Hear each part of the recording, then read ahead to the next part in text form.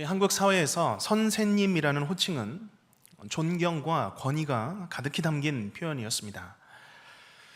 단순히 직업적인 지위나 지식의 우위를 넘어서 선생님은 삶의 지혜와 또 올바른 인격을 갖춘 어른이었고 그 자체로 존경을 받았습니다.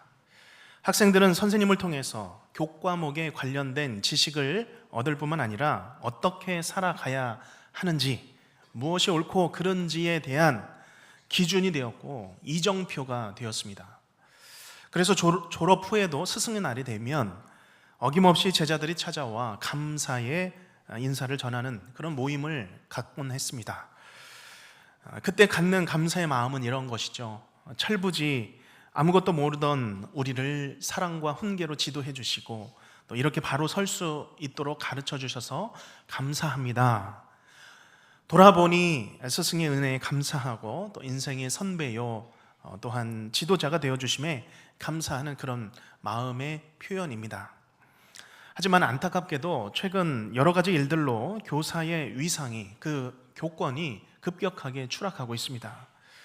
과거와는 비교할 수 없을 정도로 교사의 권리와 권한에 있어서 학생들로부터 또 학부모로부터 심각한 침해를 받고 있죠. 특히 아이가 어리고 부모도 학부모 경험이 짧은 이 초등학교가 요즘은 민원 블랙홀이라고 합니다. SNS를 만들어서 아이들 사진을 일거수일투족을 올려달라고 합니다. 연락이 안 되면 교무실을 통해서까지 연락에 연결해달라고 하면서 교사를 괴롭히는 것이죠. 심지어 학교 밖에서는 자녀에게 일어나는 사소한 문제들과 양육에 관한 일들까지 이 담임 선생님이 좀 해결해달라고 그런 민원을 1년 365일 24시간 넣는다고 합니다. 이런 악성 민원과 협박에 시달려서 교사들이 견디지 못하고 극단적인 선택을 하거나 정신적인 고통을 겪고 있는 것입니다. 그러나 안타까운 것은 교사의 위상이 무너질수록 그 영향이 다시 학생에게로 돌아간다는 것이죠. 학생들의 교육에 부정적인 영향을 줄 수밖에 없습니다. 어떤 권위로, 무슨 권위로 한 학생의 인생에 개입해서 훈계하고 가르칠 수 있겠습니까? 교사의 권위가 바로 서 있어야 학생들은 학교를 진정한 배움의 공간으로 여기고 선생님의 가르침을 신뢰하며 따를 수 있게 되는 것이죠. 우리 괴산교회에도 교직에 계신 분들이 많이 있습니다. 또한 교회에서도 성경교사로서 또 구역장, 리더, 교회학교 교사로서 책임을 다하시는 분들이 참 많이 계십니다. 스승의 주일을 맞이하여서 우리 모든 교사분들과 또 하시는 모든 일들 하나님께서 잘하였다 칭찬하여 주시고 그 마음 위로하여 주시기를 간절히 바랍니다. 한 사람의 인생과 영혼을 지도하는 모든 교사의 마음이 지극히 작은 자, 곧 예수님에게 하시는 모든 일인 것이다 라는 것을 기억하시고 한 영혼을 위해서, 미래를 위해서 선한 마음으로 지도해 주실 수 있는 귀한 한 분 한 분의 선생님들이 되시기를 간절히 바랍니다. 자, 오늘 우리가 묵상하는 이 말씀은 영적 가르침의 스승인 이 바울이 가르치고 있는 참 교사상, 참 스승의 본보기를 본문을 통해서 잘 가르쳐주고 있습니다. 먼저 바울은 사장을 시작하면서 고린도 교인들의 잘못을 지적하고 있습니다. 고린도 교인들, 당시만 하더라도 교회가 세워진 이후에 참 은사가 많은 사람들이 모여있는 교회였습니다. 그렇기에 하나님의 은사의 능력이 많이 나타나기도 했지만 서로 가진 그 은사 때문에 다툼과 또 교만한 일들이 많이 일어났던 것이죠. 그래서 영적 교만과 자기 만족에 빠져서 복음 사역자들을 제대로 이해하지 못하고 사역자들을 자신들의 기호에 따라서 파당을 나누고 그들을 우상화했던 것입니다. 이런 영적 교만에 대해서 바울은 이 고린도 교인들을 교육하기 위해서 부끄러움을 주고 그 잘못을 다 드러내면서 질책하는 것 좋은 방법일 수 있습니다. 그런데 바울은 그렇게 맹렬하게 성도들의 현 그런 상황들을 설명한 후에 그 성도들을 사랑하는 자녀로 껴안고 있습니다. 단순히 행동 교정이나 질책을 위한 질책이 아니라 이 고린도 교회 성도들을 향한 사랑과 온유의 심정으로 가르치고 있는 것이죠. 자, 그러면 바울은 어떻게 참 스승으로서, 영적인 스승으로서 고린도 교회 성도들을 끌어안고 있습니까? 첫째는 그는 일만 스승이 아니라 수많은 스승이 아니라 아버지로서 성도들을 끌어안고 있습니다. 이것이 참 스승이라는 것이죠. 14절과 15절인데요 14절을 제가 먼저 읽겠습니다. 내가 너희를 부끄럽게 하려고 이것을 쓰는 것이 아니라 오직 너희를 내 사랑하는 자녀같이 권하려 하는 것이라. 15절을 같이 읽습니다. 그리스도 안에서 일만 스승이 있으되 아버지는 많지 아니하니 그리스도 예수 안에서 내가 복음으로써 너희를 낳았느니라. 아멘. 14절에 바울은 오직 너희를 내 사랑하는 자녀같이, 그렇죠? 내 자녀같이, 그런 마음으로 내가 이제 말하려고 한다 입니다. 뿐만 아니라 일만 스승이 아니라 수많은 그런 스승들, 세상에 있는 그런 스승들이 아니라 예수 안에서 복음으로써 낳은 아버지 같이 성도들을 끌어안고 있는 모습이죠. 우리의 모든 스승이요 또한 우리 교회의 모든 교사들은 이 말씀처럼 먼저 바울과 같이 아버지의 마음으로, 아버지로서 가르치실 수 있는 우리 모든 우리 교사들, 스승, 영적 스승들이 되시기를 주님의 이름으로 간절히 바랍니다. 자, 여기서 바울이 의도적으로 대조시키는 표현이 보이죠. 일만 스승과 아버지입니다. 먼저 여기 스승이라는 단어는 파이다고고스라는 헬라어 단어인데, 이 단어가 파이다고고스가 쓰인 똑같은 단어가 쓰인 본문이 있습니다. 갈라디아서 3장 24절 말씀입니다. 율법을 설명하면서 율법의 한계에 대해서 설명하는 과정입니다. 이같이 율법이 우리를 그리스도께로 인도하는 초등교사가 되어서, 율법이 그리스도 앞으로 이끌어주는 역할까지 한다라는 것이죠. 모든 사람이 율법을 지킬 수 없고 율법 아래서 정죄당하는 것입니다. 그래서 그 정죄당한 그 영혼이 그리스도 앞으로 인도되는 거죠. 거기까지의 역할이 율법의 역할인데 그것을 바로 초등교사의 역할이라고 표현하고 있습니다. 초등교사가 되어 우리로 하여금 믿음으로 말미암아 의롭다함을 얻게 하려 함이라 설명하죠. 여기 초등교사라는 단어가 파이다고고스라는 단어입니다. 초등교사는 지금의 초등학교 교사 그런 의미는 아니죠. 이 단어는 이전 성경에서는 몽학선생이라고 번역했습니다. 당시 고대 사회에서 헬라나 로마 가정에서는 가정교사들이 있었습니다. 6살부터 16살 이하 소년들 맡아서 관리하고 가르치기 위해서 집안에 가정교사를 두었는데, 이 가정교사는 노예 신분의 가정교사였습니다. 그렇기 때문에 여기서 말하는 초등교사는 한계가 있는 것이죠. 같은 교사라도 그저 의무감에 내가 받은 그 수고비가 있기 때문에 맡아서 가르치는 교사들입니다. 그러나 이런 교사들, 아버지의 마음과는 다르겠죠. 아버지의 마음과는 차이가 납니다. 지금 바울은 이 스승과 제자의 관계를 아버지와 자녀 관계로까지 끌어가고 있습니다. 그도 그럴 것이, 바울은 고린도 지역에서 복음을 전하게 되었고 또 고린도 교회를 세웠으며 그곳에 성도들을 세웠습니다.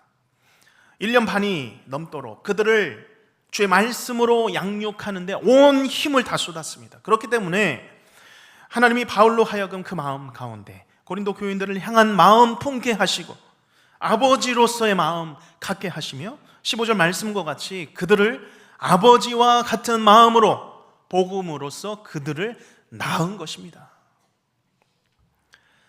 아버지로서 자녀를 낳았다라는 의미는 우리가 여러 가지로 설명할 수 있겠지만 그 중에서도 가장 중요한 것은 자녀는 아버지를 닮는다는 것입니다. 자녀가 아버지를 닮는 것 너무나도 자연스러운 일입니다. 부모를 닮아가는 것이죠. 저도 아버지를 닮았습니다. 또한 우리 자녀들도 저를 닮았습니다. 눈도 닮고 코도 닮고 좋아하는 음식도 비슷합니다. 태도나 말투까지 닮아갈 때가 있습니다. 그런데 제자도 학생도 마찬가지라는 것이죠. 참된 스승을 닮아갑니다. 흘러가는 것이죠. 자녀처럼 제자는 참된 스승을 아버지처럼 닮게 되어 있다, 그런 말씀입니다. 저도 전임 사역을 하면서 이전에 섬겼던 이전 담임 목사님을 어느새 닮아 있는 부분들이 있더라고요. 말투나 표정이나 앉아있는 그런 자세나 그런 모습들을 보면서 저도 어느새 제 몸에 배게 되는 것이죠. 또한 그분의 성품과 성경을 사랑하는 마음, 또 묵상의 깊이를 여전히 닮아가고 싶은 그런 마음이 여전히 있습니다. 이제 다음 달 6월 9일부터 11일 월화수에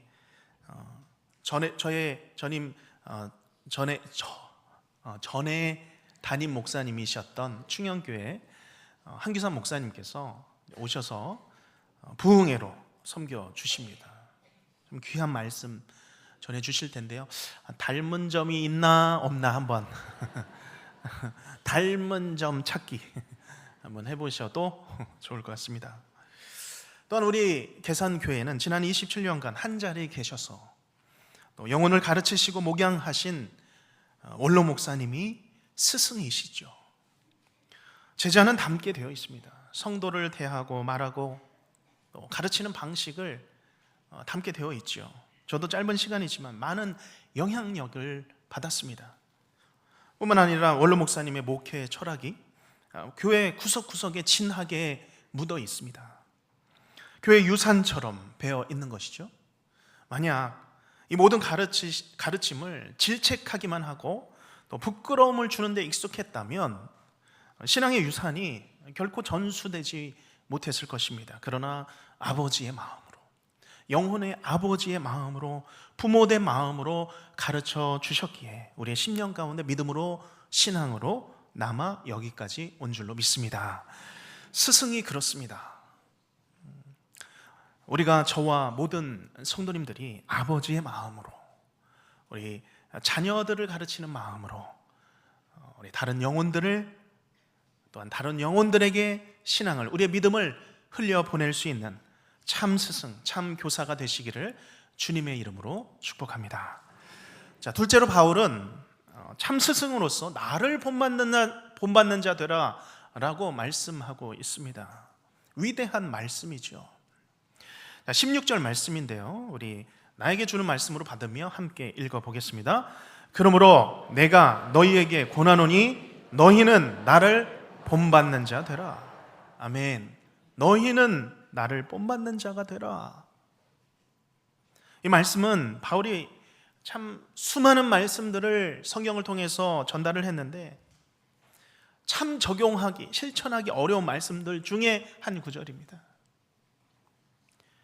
너희는 나를 본받는 자가 되라. 우리가 다른 이들에게 이런 표현을 할 수 있겠습니까? 여기 본받다라는 단어는 헬라어로 미모스라는 단어입니다. 모방하다, 따라가다, 따르다라는 뜻입니다. 미모스에서 영어 미믹이라는 단어가 나왔습니다. 마치 이 단어는 성대모사를 하는 것처럼 다른 사람의 특징을, 목소리를 흉내내거나 모방하는 것을 가리킵니다. 우리가 좋아하는 사람, 존경하는 사람이 있으면 그 목소리까지도 우리가 따라서 하는 그런 경향이 있죠. 그와 같은 것입니다. 그런데 바울은 고린도 교인들에게 지금 권하고 있습니다. 너희는 나의 모든 것을 다 따라해라. 모방해도 될 만큼, 그 목소리까지 따라할 만큼 내가 신앙의 본보기가 되어 주겠다. 너희는 나를 본받는 자가 되라. 자, 그런데 바울은 여기서 더 나아가서 그 본받음의 원본에 대해서 말씀하고 있습니다. 바울은 도대체 누구를 본받습니까? 고린도전서 11장 1절에서 그것을 명확하게 밝히고 있죠. 우리 같이 읽겠습니다. 시작. 내가 그리스도를 본받는 자가 된 것 같이 너희는 나를 본받는 자가 되라. 아멘. 사도 바울은 지금 여기서 너희는 나를 본받는 자가 되라 라고 했지만 결국은 그도 예수 그리스도를 본받는 자 되었던 것입니다. 그러면 고린도 성도들은 바울을 본받을 때 누구를 본받게 됩니까? 그리스도를 본받게 되는 것이죠. 내가 그리스도를 그대로 모든 것을 본받은 것 같이 너희는 나를 보는 대로 들은 대로 내가 하는 대로 본받는 자가 되라. 얼마나 위대한 말씀입니까? 이 말씀 어떻게 생각하십니까? 당연하다라고 생각하십니까? 아니면 좀 부담이 된다, 많은 부담이 된다라고 생각하십니까? 만약 내가 선생이라면 참 부담스러운 말씀입니다. 그렇죠? 그러나 다른 사람이 선생님이라면 그렇게 살아야 될 거 아닌가? 라고 생각할 수도 있습니다. 사실 우리가 나를 본받으라 라고 말을 안 할 뿐이지 사실 우리는 누군가에게 본이 되고 있습니다. 영향을 주고 있다는 것이죠. 사람은 다른 사람의 영향을 받기가 참 쉽습니다. 좋은 것도 따라하지만 나쁜 것도 따라할 수 있습니다. 모방 범죄라고 하죠. 못된 이 범죄자의 범죄인데도 그것이 본이 되어서 그대로 따라하게 됩니다. 우리의 자녀들이 그렇습니다. 그들이 원하든지 원하지 않든지 부모들을 따라하게 되었습니다. 그러면 성도는 어떻습니까? 마찬가지죠. 먼저 믿는 성도에게 나중에 믿은 성도가 영향을 받습니다. 저렇게 살아야 되는 거구나. 저렇게 살아도 되는구나. 라는 것을 영향을 받게 되는 것이죠. 우리는 어떻습니까? 바울과 같이 담대하고 그렇게 요청하고 권할 수 있겠습니까?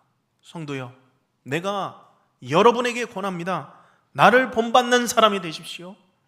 내가 주님을 위해서 섬기며 따르는 삶 그대로 모방하셔도 됩니다. 그대로 내 생활 패턴까지 생각까지 다 닮으시기를 바랍니다. 아니면 혹시나 나를 닮을까 봐 걱정이신 분들이 계십니까?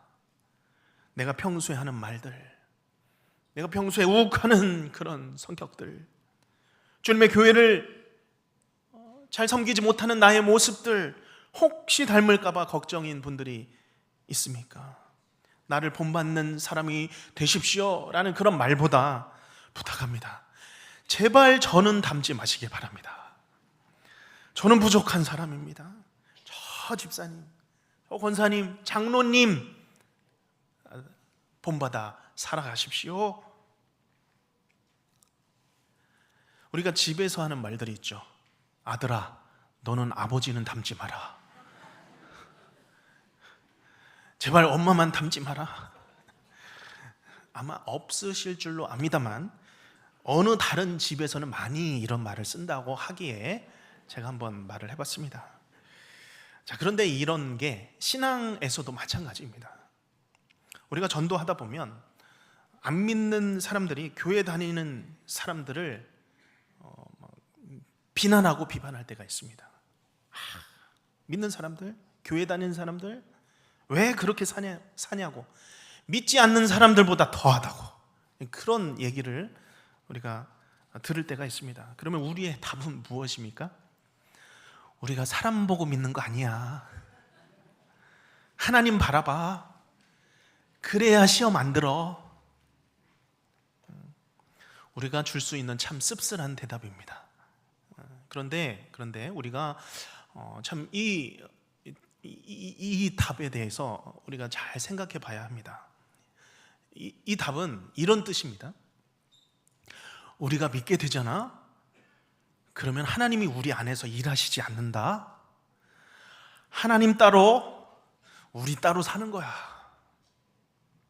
믿어봐. 다 그렇게 살아. 다 그렇게 살아. 그런데 복음이라는 것이 진짜 그렇습니까? 그렇게도 무능력한 것일까요? 그렇게 아무것도 변화시키지 않고 어떤 변화도 기대할 수 없는 것이 복음의 역사입니까? 복음의 변화입니까? 우리가 믿을 때에 나를 닮을까 봐 그런 걱정이 아니라 나를 닮아가도록 나의 삶을 통하여 정말 하나라도, 단 한 가지라도 도전을 줄 수 있는 그러한 영적 스승이 되시기를 주님의 이름으로 축복합니다. 내 안에 분명히 살아계시는 예수 그리스도, 그 그리스도를 닮아 살아가는 나, 그런 나를 닮아가도록 거룩한 영향을 반드시 줄 수 있는 진정한 영적 스승이 되시기를 주님의 이름으로 축복합니다. 결코 이런 삶은 교만한 삶이 아닙니다. 내가 먼저 본을 보여주면 내 가정 분명히 변할 수 있습니다. 내가 보여주면 우리 교회가 변하고 또한 우리 직장이 변할 수도 있습니다. 이런 본보기가 되어줄 수 있는 스승으로서의 삶을 사시기를 간절히 바랍니다. 마지막으로 바울은 진정한 스승에 대하여서 말이 아니라 능력으로 사는 사람이라 라고 말씀하고 있습니다. 19절 20절 말씀이죠. 19절 제가 읽습니다. 주께서 허락하시면 내가 너희에게 속히 나아가서 교만한 자들의 말이 아니라 오직 그 능력을 알아보겠으니. 20절 읽겠습니다. 하나님의 나라는 말에 있지 아니하고 오직 능력에 있음이라. 말에 있지 아니한다라는 것이죠. 바울은 지금 하나님이 허락하시면, 기회가 되면 고린도 교인들이 직면한 이 영적 교만의 문제를, 신앙의 문제를 해결해 주기를 원하고 있습니다. 그래서 영적으로 교만한 자들, 그들에게 찾아가서 그 능력이 어떠한지를 알아보기를 원하고 있다는 것이죠. 그들의 말이 아니라 그들의 가진 능력이 어떠한가 보기를 원하고 있습니다. 아마 영적으로 교만했던 그 고린도 교회의 성도들은 말에는 능했던 것으로 보입니다. 능수능란한 것이죠. 세상이 보기에 지혜롭고 논리적이고 체계적이고 달변의 그런 사람들이었던 것으로 보입니다. 그러나 오직 그 능력을 알아보겠으니, 그 능력이 무엇입니까? 예수 십자가의 말씀의 능력입니다. 생명과 부활의 진리가 담긴 말씀의 능력입니다. 새로운 창조의 능력, 그 삶으로 보여주고 있는지, 생기와 생명을 불어넣는 그 능력, 예수 그리스도의 그 능력이 그 안에 있는지 알아보겠다, 바울이 말씀하고 있습니다. 성경적인 스승에게는 말이 아니라 능력이 나타납니다. 영향력이 있습니다. 영적 영향력이 있다는 것이죠. 성령의 능력입니다. 경건의 모양의 능력이 아니라 경건의 능력이 그대로 나타나는 것이죠. 그저 한 사람의 스승이 아닙니다. 하나님의 나라가 다가오는 것으로 그 능력이 나타나는 것이죠. 예수님이 그랬습니다. 예수님은 말이 아니라 능력이셨습니다. 예수님께서 오시면 그 말로서가 아니라 하나님의 나라가 임하고 그 능력이 나타나는 역사가 있었습니다. 누가복음 4장 18절 19절 말씀에 주의 성령이 내게 임하였으니 이는 가난한 자에게 복음을 전하게 하시려고 내게 기름을 부으시고, 예수 그리스도 나를 보내사 어떤 일이 일어났습니까? 시작.